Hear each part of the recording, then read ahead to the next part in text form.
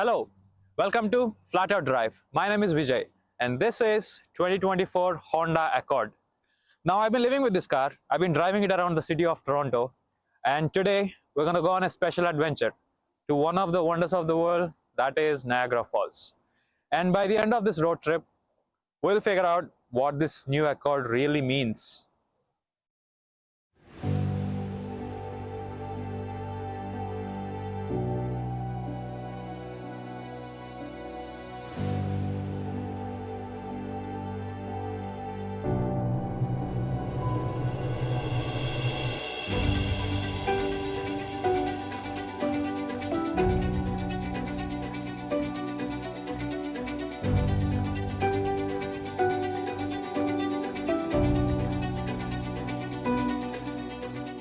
Okay, this is the Touring Accord, the top trim that you can buy. And this one has inline 4-cylinder naturally aspirated engine coupled with two motors. And this one combinedly puts out 204 horsepower and 247 pound-feet of torque. The way this powertrain works is quite interesting. The engine is also like most of us, having multiple jobs. This engine also has two jobs. The first job is to power the front wheels, and the second job is to work as a generator for the motor, producing electricity so that the motor can in turn rotate the wheels. And the battery pack in the back is charged by the second motor. And this works like a normal hybrid. Whenever you're decelerating, the battery pack is charged by the motor. So while we're at the stoplight, we'll just discuss about what is this car is lacking. So all that sophistication in the hybrid powertrain meant that it gives good fuel economy. But where it lacks is when you're on a highway, when you're trying to overtake someone, you just need a little bit more power. And apart from that, the hybrid system is really very well calibrated. You wouldn't feel when you're running EV mode or when you're on gas. Now let's speak about the transmission. The transmission in this car is really smooth. There's no rubber band feeling like you get in most CVTs. Since this has eCVT, it simulates the gears really well. If I have to compare this eCVT with something out there in the market, I would compare it with Hyundai's iVT. The gear shifts is actually, you can feel them shift, and it's really good to feel that you kind of have gears but you don't. But overall, it matches the personality of the car. It's so smooth and cream-like feeling when you're driving on the road. There's one big upside for this car is there's no weird hybrid brake pedal feeling that you get in most hybrids these days.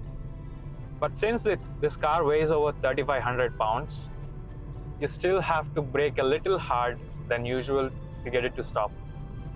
I got used to it, and so will you. Now we have drive modes to select in this car. We have Sport, Eco, Normal, and Individual modes. They don't really change much about the car, but except in Sports mode, the steering just weighs up a little more. I'll talk more about it in a second.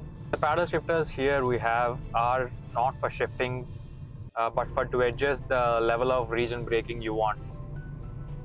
Region braking is basically one pedal driving that you have in most EVs. When you step on it, it just accelerates, and when you let off the gas, it brakes for you, and at the same time, it charges the battery pack. It's a good feature to have. It really works well when you're on a downhill. This is as close as driving to EVs in a hybrid car.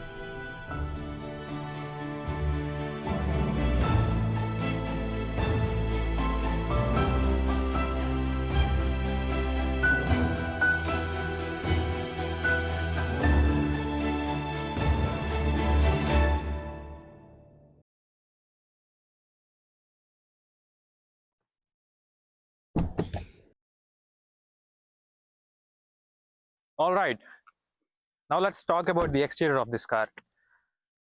I know people are divided on this exterior of new Accord like they are divided on pineapple over pizza. But I find myself leaning towards the pineapple side of things. Well, let me explain. I think this car looks clean. I think that was what Honda was thinking about. They thought of making this car as clean and noiseless as possible, and I think they did a good job over it. Sure, the back looks like Audi A7 and the front looks like a Ford Taurus. But I like this design. It's sharp in the front, it looks like it's aggressive. And their new laser braided technology on the roof achieves what they're trying for. It makes it look cleaner without those rubber strips on the top like you have on every car. And even this line, I like the line, it goes all the way to the back of the car. So they followed some fashion cues on this car, but it is just missing that funkiness of the old one. So is it just the styling or the handling has got any better over the last generation? Let's go drive it and see how it drives.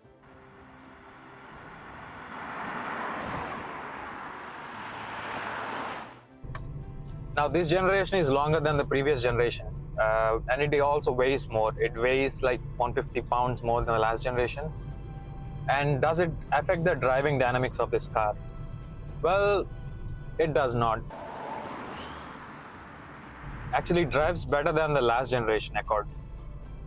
I think they put a lot of time in tuning this chassis, and it definitely shows. Even when you're just shifting lanes on the highway, you can feel the car actually stays flat and it moves from one lane to the other lane, and you can actually feel the whole car move, which is really good.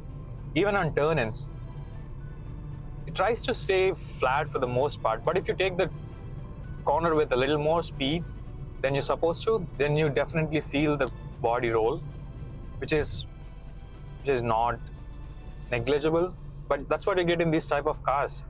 It's a big luxury sedan, and it doesn't feel like it.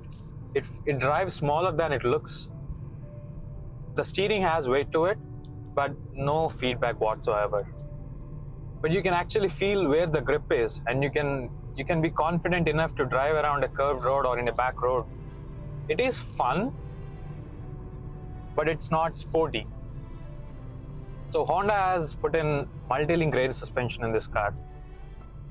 While going at high speeds on the bumps, this car is well settled, and the suspension is tuned in such a way it doesn't over bounce on bumps. It just bumps enough to not feel like you're going on a gritty road. This suspension doesn't make you sick more. It doesn't waft too much.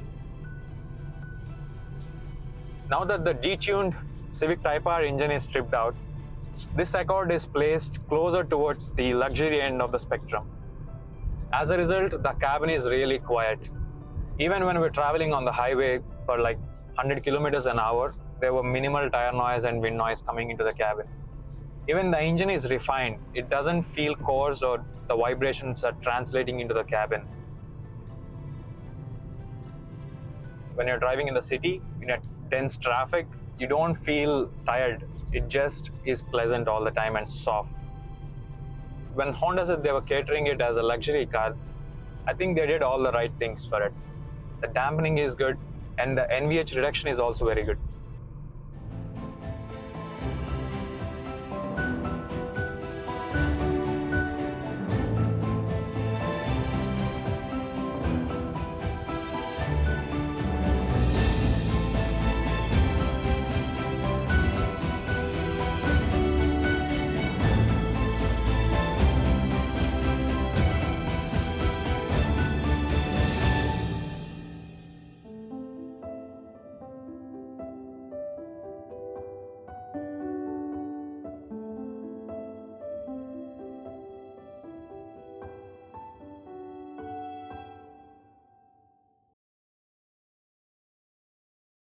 Okay, in the interior of 2024 Accord, it feels like I'm back in a familiar place. We can see this same interior in Civic, Accord, and also the CR-V platforms. This one is slightly updated over the Civic interior.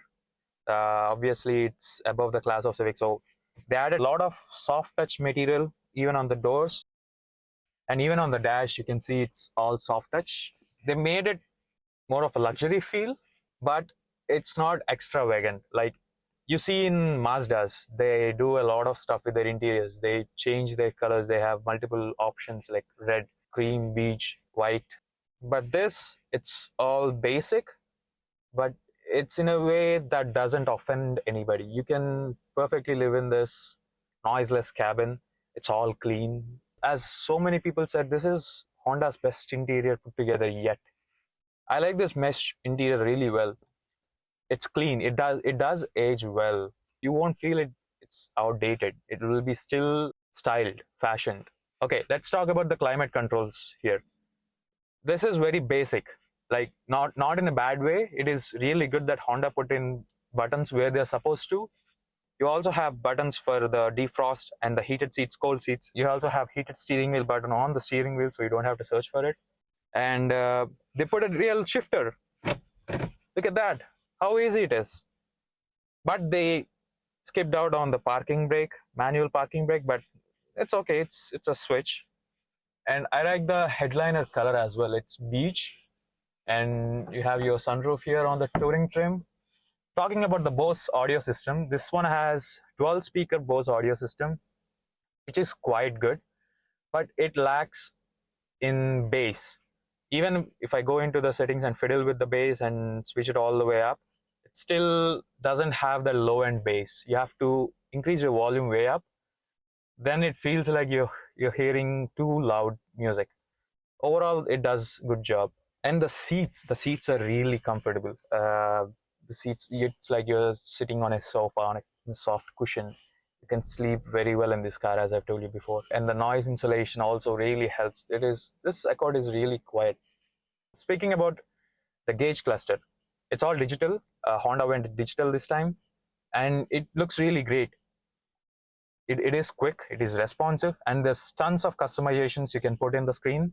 And it also changes upon using the drive modes. And speaking of the infotainment, Honda has gone with a big TV screen as infotainment, and they have not messed it up. It's all fast. You can understand where everything is. It's quick. The response time is as good as anything outside in the market right now. And you can even customize this on your own. I think they did a pretty good job inside this compartment. Even the back seats, they are quite spacious. With my driving position, if I sit in the back, and I have more leg room than I usually have in a regular sedan. The minimalist look outside, they did carry it over inside as well. There's a cohesive effort to make this car look like it's simple. And I think they stuck to the styling cues quite well. On the way back from Niagara, I got to thinking what the new Accord really means. With better handling, better ride, better infotainment, and a ton of interior space, this has a sense of clarity for what it needs to be, and does it to perfection. So, if you're not bent on buying an SUV and can sacrifice tiny bit of real estate in the back, this Accord is miles better as a family hauler in every possible way. Thanks for watching.